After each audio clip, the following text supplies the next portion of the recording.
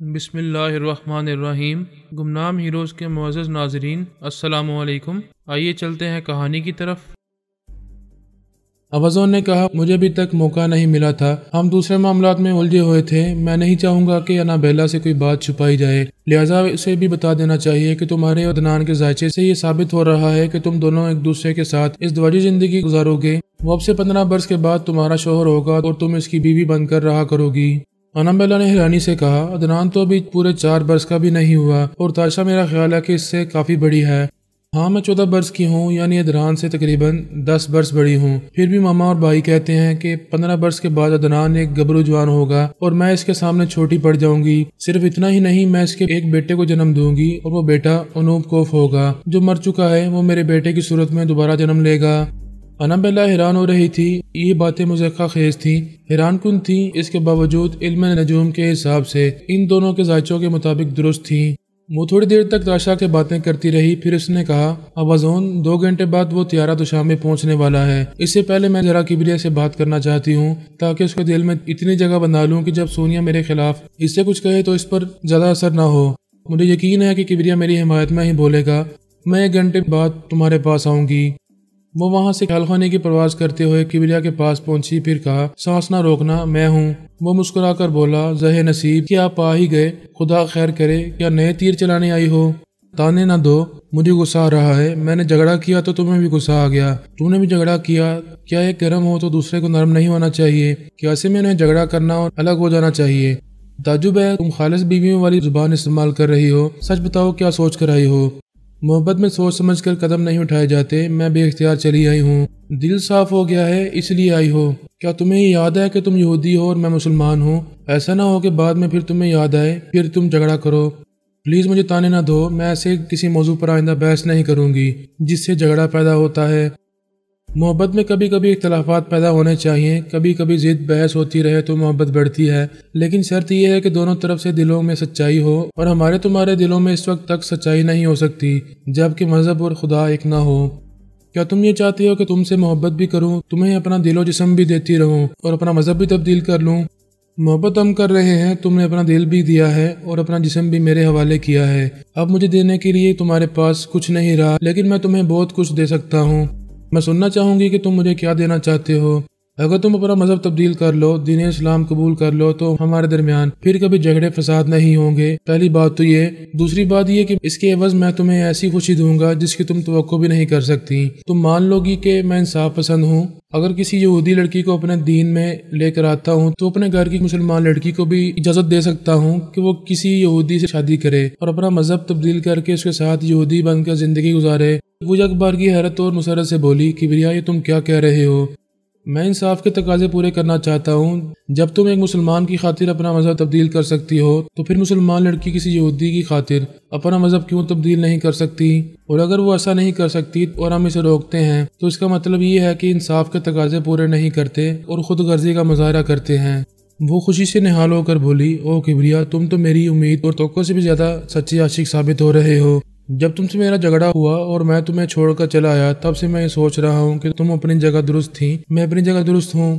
یہ بیچ میں جو مذہب ہے، یہ ہمارے درمیان دیوار بنا ہوا ہے، کیوں نہ اس دیوار کو گرا دیا جائے؟ اور وہ اسی طرح ممکن ہے کہ تم اپنے مذہب کی دیوار گرا کر میرے پاس آ کر مسلمان بن جاؤ۔ اسی طرح مسلمان لڑکی بھی کسی یہودی کے گھر جا کر یہودی بن جائے گی۔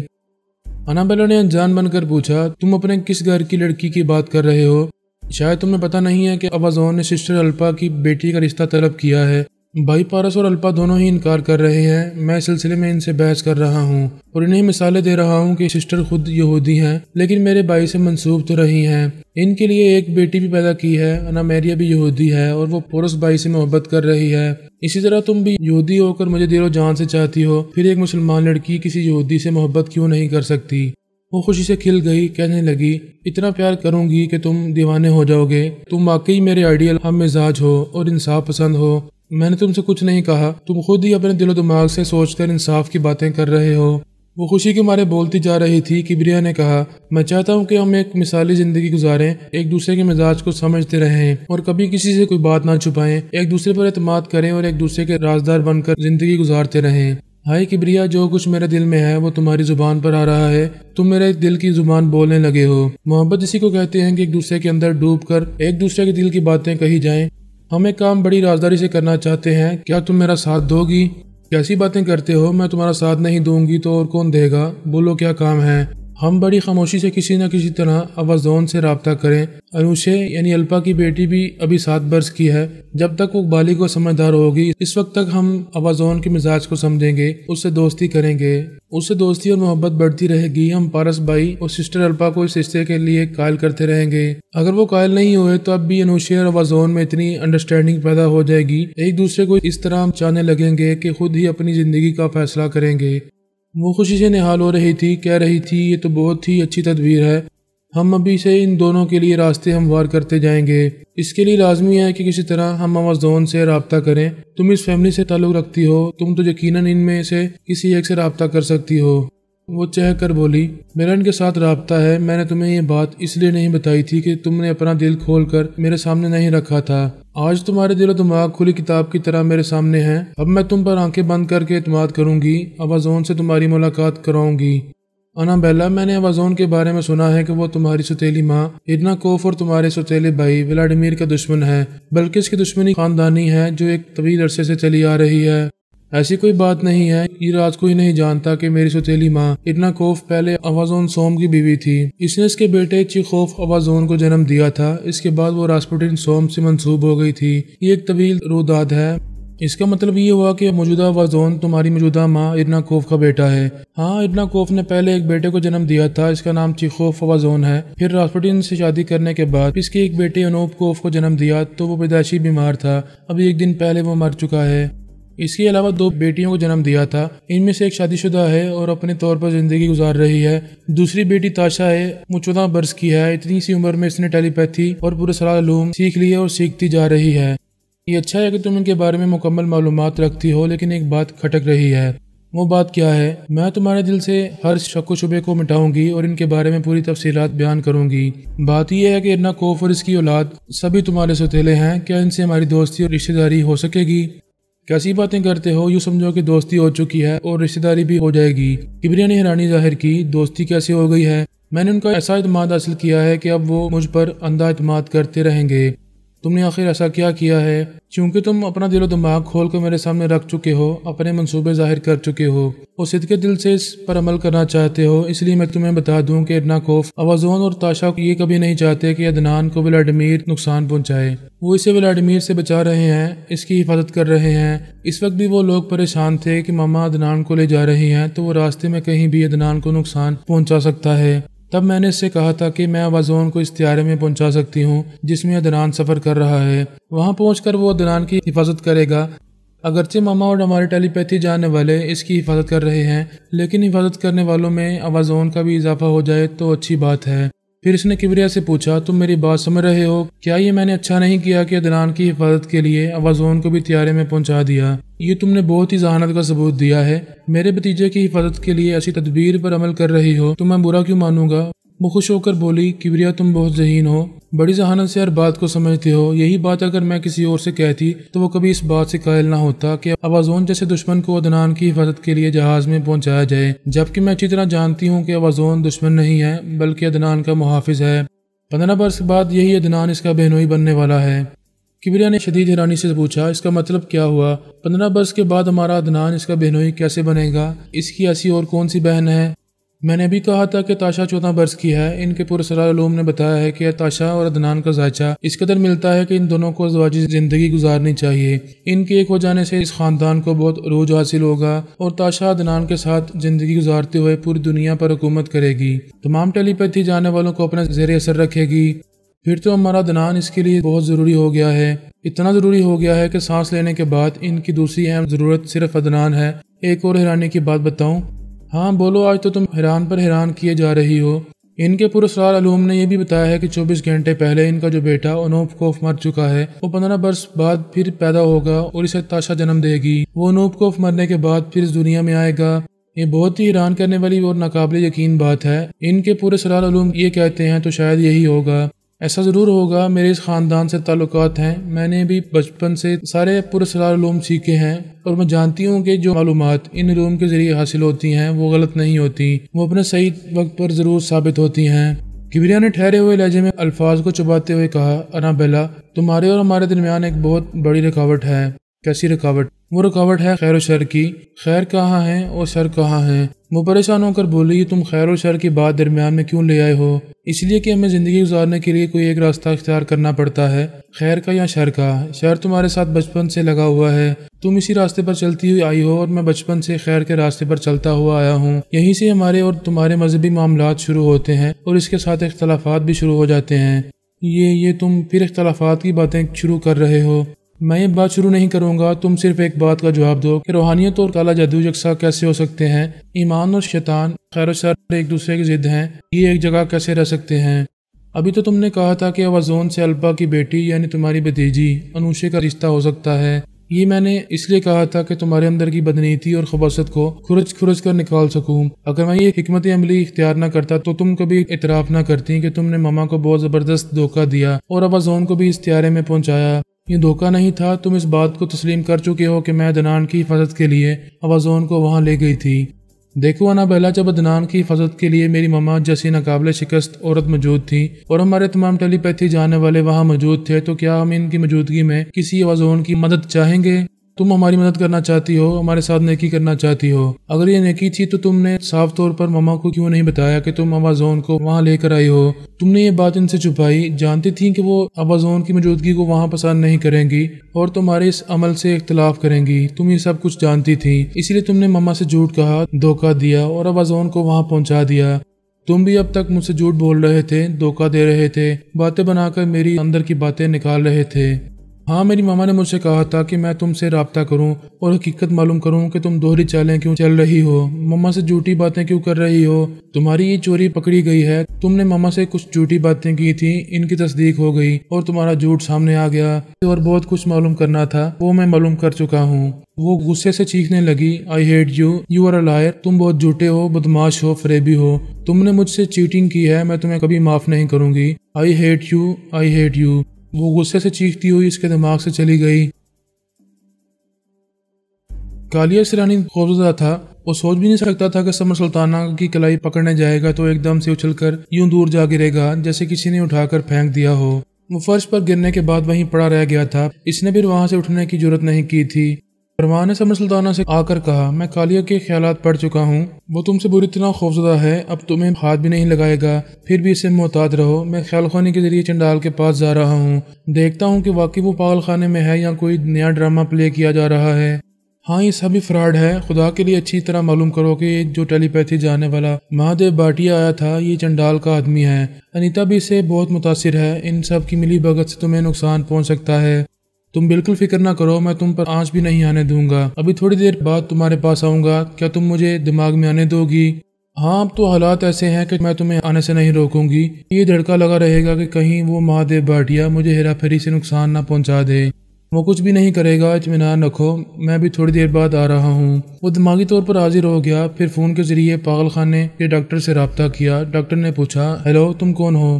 فرمان نے فون بند کر دیا۔ اس کے خیالات پڑھ کر معلوم ہوا کہ سیٹھ ہریش چندر نامی ایک شخص پاگل ہو گیا ہے، اسے سلاخوں والی ایک کوٹری میں تنہا رکھا گیا ہے اور وہ اتنا خطرناک ہے کہ اچانک کسی پر بھی جان لیوا حملہ کرتا ہے، اس لیے اس کے ساتھ کسی دوسرے پاگل کو نہیں رکھا گیا۔ وہ ڈاکٹر فرمان کی مرضی کے مطابق اپنی جگہ سے اٹھ کر اپنے چیمبر سے نکل کر چلتا ہوا ایک کوریڈور سے گزرتا ہوا پاگل خانے کے اس حصے میں پہنچا جہاں وہ سلاخوں والی کوٹری تھی۔ اس کوٹری کے سامنے آ کر کھڑا ہو گیا۔ فرمان نے اس کے ذریعے دیکھا چنڈال جوگیا سر جھکائے ننگے فرش پر بیٹھا ہوا تھا۔ ڈاکٹر کے قدموں کی آہٹ سن کر اس نے سر اٹھا کر دیکھا، پھر اٹھ کر کھڑا ہو گیا۔ آہستہ آہستہ چلتا ہوا سلاخوں کے پاس آ کر رونے لگا، گڑ گڑانے لگا، ڈاکٹر بھگوان کے لیے مجھ پر رحم کرو، مجھے زبردستی پاگل بنا کر رکھے ہوئے ہو، تم بولو تمہیں کتنی دولت چاہیے، یہاں سے آزاد ہو کر میں تمہیں اتنا خزانہ لا کر دوں گا کہ تمہاری 7 نسلیں عیش کرتی رہیں گی۔ ڈاکٹر نے ہنستے ہوئے کہا، تمہاری یہی باتیں تمہیں پاگل ثابت کر رہی ہیں، تم بڑبڑاتے رہو، میں جا رہا ہوں۔ وہ جانے لگا۔ چنڈال نے چیخ کر اسے آواز دی۔ جب وہ پلٹ کر نہیں آیا تو اسے گالیاں دینے لگا، سلاخوں کو اپنے دونوں ہاتھوں سے تھام کر ان پر اپنا سر مارنے لگا۔ ایسے وقت فرمان نے اس کی دماغ میں پہنچ کر کہا، ہیلو چنڈال، تم کتنے طاقتور تھے، ٹیلی پیتھی جانتے تھے، کالے جادو کے ذریعے دوسروں کی کھوپڑیاں گما دیتے تھے، اب تو تم حقیر مٹی کے کیڑے سے بھی گئے گزرے ہو۔ اور چونک کر اس کی باتیں سننے لگا، پھر بولا کیا تم فرمان ہو؟ ہاں، تمہاری بیٹی کا یار ہوں، بلا تم مجھے کیسے بلا سکو گے؟ وہ گڑ گڑانے لگا، دونوں ہاتھ جوڑ کر کہنے لگا، فرمان مجھ پر رحم کرو، میں نے تم سے دشمنی کی، تمہیں غلام بنا کر رکھا، تمہیں مار ڈالنا چاہا، جس کا نتیجہ مجھے مل رہا ہے۔ میں مٹی کے کیڑے سے بھی بدتر ہو گیا ہوں۔ مٹی کے کیڑے کو تو وہیں کوئی پاؤں کے نیچے کچل کر گزر جاتا ہے، مجھے تو کوئی کچل کر گزرنے والا بھی نہیں ہے۔ نہ مرتا ہوں نہ جیتا ہوں، میں تمہیں تمہارے خدا کا واسطہ دیتا ہوں کہ اس بار مجھے بچا لو، اس پاگل خانے سے نکالو، مجھے اتنا موقع دو کہ میں اپنی جسمانی اور دماغی توانائی دوبارہ حاصل کر سکوں، پھر میں ساری زندگی تمہارا غلام بن کر رہوں گا، پھر تو تم اور زیادہ شیطان کے باپ بن جاؤ گے۔ جب تم نے مجھے غلام بنایا تو میں تمہارے سامنے نہ رویا نہ گڑ گڑایا، مردوں کی طرح خاموش رہا اور اپنے موقع کا انتظار کرتا رہا۔ تم بھی یہ ذلتیں برداشت کرتے رہو اور اپنی موت کا انتظار کرتے رہو۔ اگر تمہاری تقدیر اچھی ہوگی تو یہاں سے نکل پاؤ گے، ورنہ یہی مرو گے، اور اس طرح مرو گے کہ آتما شکتی کے منتر بھی تمہیں یاد نہیں رہیں گے، تم کوئی دوسرا جسم بھی بدل نہیں سکو گے، تمہاری موت یقینی ہے اور یہ تمہارا آخری جسم ہوگا۔ اسی وقت ٹونی جے کی آواز سنائی دی، اس نے کہا، مسٹر فرمان، تم نے درست کہا، اس کا یہی انجام ہوگا اور میں اسے یہاں سے نکلنے نہیں دوں گا۔ فرمان نے کہا، مسٹر بھاٹیا، تم اس کے دستے راست ہو کر اس کے خلاف بول رہے ہو۔ میں کبھی اس کا معمول اور تابعدار تھا، لیکن اب نہیں ہوں، اور میرا نام بھی مہادیو بھاٹیا نہیں ہے، میرا نام ٹونی جے ہے۔ میں امریکن ہوں اور تمہیں کیا بتاؤں کہ اس خبیث نے مجھ پر کتنے ظلم کیے ہیں۔ تمہیں اپنی کہانی سناؤں گا تاکہ تمہیں معلوم ہو سکے کہ میں اس کا دوست نہیں، جانی دشمن ہوں، اور اس سے کس طرح انتقام لے رہا ہوں۔ وہ اپنی رودات سنانے لگا۔ فرمان بڑی حیرانی اور بڑے دکھ سے یہ سب کچھ سنتا رہا۔ واقعی ٹونی جے کے ساتھ ظلم کی انتہا ہو چکی تھی۔ جب اس کی رودات ختم ہو گئی تو فرمان نے کہا، یہ چنڈال، یہ کتا یقیناً شیطان کی اولاد ہے، اس نے تمہاری محبت کرنے والی بیوی ہیلنا کو اس وقت مار ڈالا جب اس کے پیٹ میں بچہ تھا، وہ بیچاری ماں بننے والی تھی، اس سے بڑھ کر ظلم اور کیا ہو سکتا ہے؟ ٹونی نے کہا، میرا تو جی چاہتا ہے کہ چاقو کی نوک سے اس کے جسم پر کچوکے لگاتا رہوں اور اس میں سرخ مرچ چھڑکتا رہوں، یہ چیختا رہے، تڑپتا رہے اور موت مانگے، لیکن اسے موت نہ ملے۔ فرمان نے کہا، مسٹر ٹونی، مجھے تم سے بے حد ہمدردی ہے، تم مجھے اپنا دوست سمجھو، یہاں ہندوستان آئے ہو اور اپنے آپ کو پہچان گئے ہو کہ تم ہندو نہیں، کرسچن ہو، مہادیو بھاٹیا نہیں، ٹونی جے ہو۔ یہ تو بڑی خوشی کی بات ہے کہ تم جب تک ہندوستان میں رہو گے میں تم سے رابطہ کرتا رہوں گا، تم مجھے آدھی رات کو بھی مدد کے لیے پکارو گے تو میں چلا آؤں گا۔ ٹونی نے کہا، تمہارا بہت بہت شکریہ، اس شیطان سے نمٹنے کے لیے میں تنہا کافی ہوں، پھر بھی جب تک ہندوستان میں رہوں گا کسی کو دشمن نہیں بناؤں گا، دوست بناؤں گا اور تم سے بھی دوستی قائم رکھوں گا۔ میں تمہیں پورا موقع دوں گا کہ تم اس سے بھرپور انتقام لیتے رہو اور میں خاموشی سے اس کے اندر آ کر اس کی حالت زار دیکھتا رہوں گا۔ میری ایک بات مانو گے؟ ضرور مانوں گا، بولو کیا چاہتے ہو؟ تم اس کی بیٹی کو یہاں ضرور لاؤ، میں چاہتا ہوں کہ اس باپ بیٹی کا سامنا ہو اور وہ اپنے باپ کے برے انجام کو دیکھے۔ اب تو رات ہونے والی ہے، میں کل کسی فلائٹ سے اسے لے کر یہاں آؤں گا۔ کیا صرف اس کی بیٹی کو اس کے ساتھ ملانا چاہتے ہو؟ بیٹے کو نہیں ملاؤ گے؟ اسے بھی ملانے والا ہوں، وہ کل صبح کی فلائٹ سے یہاں آئے گا، 10-11 بجے تک اس پاگل خانے میں پہنچ جائے گا، تم چاہو تو یہاں چلے آنا، ان باپ بیٹے کا تماشا دیکھ سکو گے۔ چنڈال آہنی سلاحوں سے لپٹا کھڑا تھا، اپنے اندر ان دونوں کی باتیں سن رہا تھا، ایسا بے بس اور مجبور ہو چکا تھا کہ اپنے اندر سے انہیں نہیں نکال سکتا تھا اور نہ ہی ان کی سازشوں کو سن کر ان کے خلاف کچھ کر سکتا تھا۔ وہ زندگی میں پہلی بار دیکھ رہا تھا کہ کمزوری انسان کو کس قدر ذلت کی پستیوں میں لے جاتی ہے۔ فرمان نے سمر سلطانہ کے پاس آ کر کہا، میں ابھی چنڈال کے پاس گیا تھا۔ انیتا نے سنتے ہی پوچھا، میرے پتا جی کیسے ہیں؟ کیا وہ سچ مچ پاگل خانے میں ہیں؟ وہ بولا، ہاں، تمہارے ذلیل اور کمینے باپ کو تو کسی گٹر میں بند کر کے رکھنا چاہیے، اتنا کمینہ شخص میں نے کبھی نہیں دیکھا، اس نے ایک عورت کو مار ڈالا جس کے پیٹ میں بچہ تھا، وہ بیچاری ماں بننے والی تھی، اس نے ٹونی جے سے اس کا نام، اس کی شخصیت اور اس کا مذہب سب کچھ چھین لیا، اسے مہادیو بھاٹیا کا نام دے کر ہندو بنا دیا اور اس کے وطن سے دور یہاں لے آیا اور اس کے دماغ میں یہ نقش کر دیا کہ وہ ہندوستانی ہے، لیکن حقیقت کب تک چھپ سکتی ہے؟ آخر اسے اپنی اصلیت معلوم ہو گئی اور اب وہ تمہارے باپ سے بری طرح انتقام لے رہا ہے۔ انیتا سب سن رہی تھی اور پریشان ہو رہی تھی، رونے کے انداز میں بولی، میرے پتا جی کو ایک بار معاف کر دو، وہ دماغی طور پر کمزور ہو گئے ہیں، بالکل پاگل ہو گئے ہیں، تو تم انہیں اپنا غلام بنا لو، غلام بنا کر انہیں سیدھے راستے پر لے آؤ تو وہ پھر کوئی شیطانی حرکت نہیں کریں گے۔ میں اس بات کی ضمانت لیتی ہوں، ہم دونوں مل کر انہیں راہ راست پر چلایا کریں گے۔ بھلا شیطان بھی کبھی راہ راست پر آیا ہے، میں اسے سیدھے راستے پر چلانے کے لیے اپنا وقت ضائع نہیں کروں گا۔ فرمان، تم کتنے بدل گئے ہو، کیا تمہیں اپنی انیتا سے محبت نہیں ہے؟ تم تو میری ہر بات مان لیا کرتے تھے۔ میں تمہاری ہر جائز بات مان لیا کرتا تھا اور آئندہ بھی مانتا رہوں گا۔ تمہارا باپ میرا مجرم ہے، اس نے مجھے اپنا غلام بنایا، پھر مجھے جان سے مار ڈالنا چاہا، پھر بھی میں نے تمہاری خاطر اسے معاف کر دیا، لیکن اب وہ ٹونی جے کا مجرم ہے۔ میں ٹونی سے ہرگز یہ نہیں کہوں گا کہ وہ اسے معاف کرے، یہ اس کی اپنی مرضی پر ہے، وہ جیسا چاہے گا ویسا اس کے ساتھ سلوک کرے گا۔